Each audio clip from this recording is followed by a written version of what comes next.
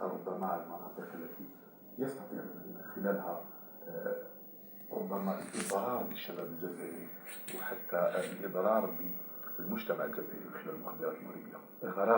إغراق دولة عدوة ما بين مزوجة بالمخدرات داخل في سياق هذا ما يسمى بحروب الجيل الرابع. نعم.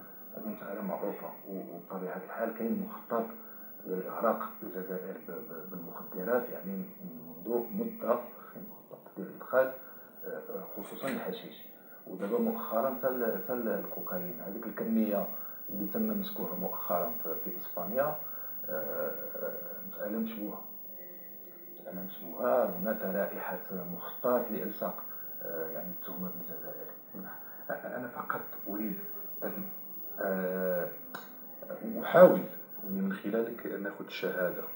هل داخل الجيش أنتم كضباط كان تصلكم ربما إشارات أو معلومات كنتوا توصلوا لها، ولكن للأسف أنتم ما تقدروش تتحركوا على الأقل لأنه ربما أيدكم مربوطة، أنه هناك مخطط إدخال أو إغراق الجزائر بالمخدرات بأيادي الجيش المغربي؟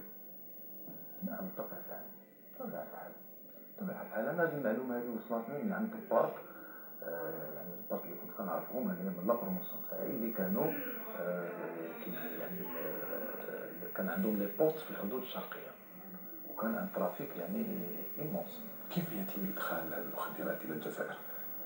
كاين الناس، يعني كاين دي ترافيكون اللي عندهم دي بيست كيسميوهم هما دي بيست دو ترافيكون، كيمشيو اترافير لي بيست، يعني عارفين هما لي بيست عن طريق الصحراء الغربية حتى هي، وعن طريق موريتانيا، وعن طريق مالي، وعن طريق كاينين دي بيست.